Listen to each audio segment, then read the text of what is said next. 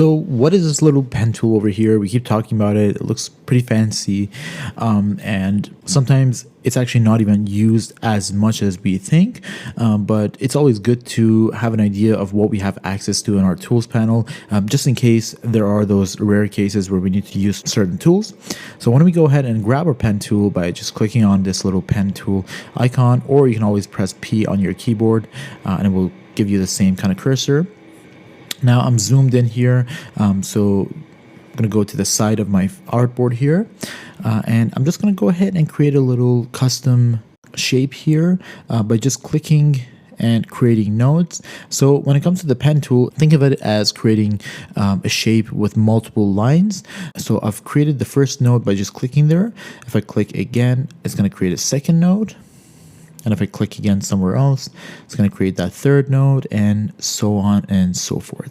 Now, one of the cool things is that while you're drawing a shape in the pen tool, it will give you that little guide, such as that blue line here, to tell you that you're right now in a straight line, or if I want to create something that's within the same line or same Y position as that other node that I have over here, then I can go ahead and see where that blue line snaps, and so that's my indicator that this is at the same Y level as this little node here, which is cool.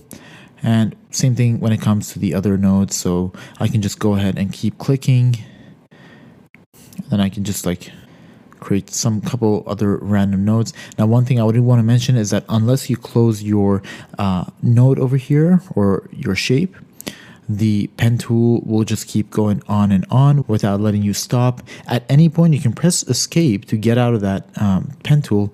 And so now you just have this. And if I press escape one more time, I just have this path that's kind of like not closed. Or I can always double click back into it and then keep drawing, or I can just tweak every node that exists. So I can go and tweak that node, or tweak this one over here, or this one.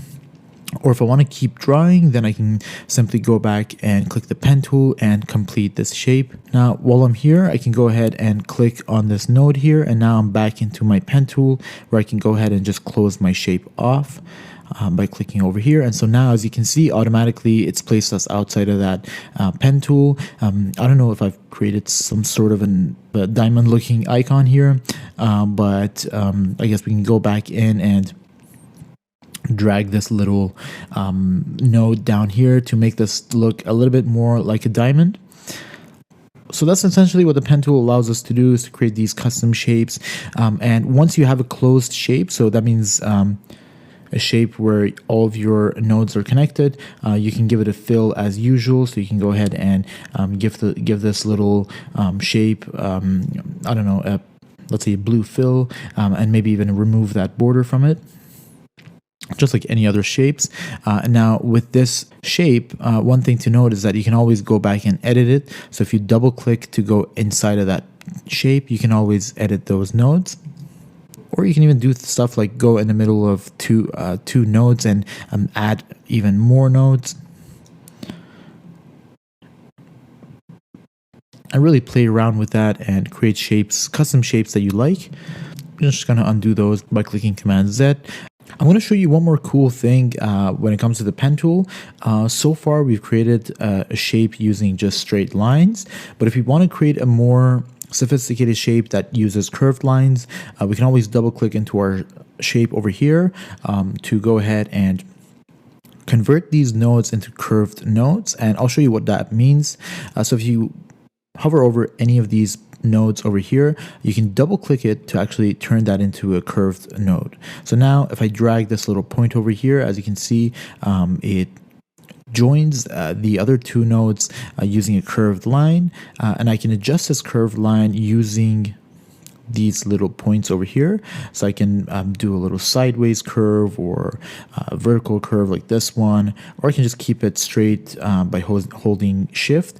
Now, as mentioned before, while you hold shift, it will go ahead and snap into specific angles. I can make my curve, more rounded, or I can make it more subtle like this, or I can just leave it as is like this. And you can do this with any node. So by double clicking, you'll go ahead and convert those nodes into curved paths. So you can do things like create very custom shapes. Now, at any point, if you want to go ahead and undo that and turn your nodes into a straight line, you can just undo that by double clicking on each of those nodes that are curved, and it will go ahead and take you back to that straight shaped or straight lined pen path that you had. So I don't think I mentioned this, but a path is essentially what we've created here using the pen tool. So on the left side here, by default, this is called path 1, which is by default the name that XD is given, or path right here. Cool. You can always exit out of a path by just clicking escape or by pressing V to go back to your select tool. And that's the pen tool for you in XD. We're going to come back in the next lecture and look at Boolean tools and how we can actually combine or use multiple shapes together to create combined shapes.